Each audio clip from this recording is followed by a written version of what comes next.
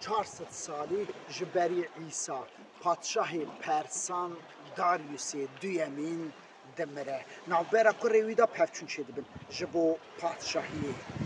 کیروس کوروی لی یونانیستانی 10,000 لشکرین به پرهی دجوینه جوان لشکران یکشی فرماندار فیلوزوف و نویسکار کیسانوفه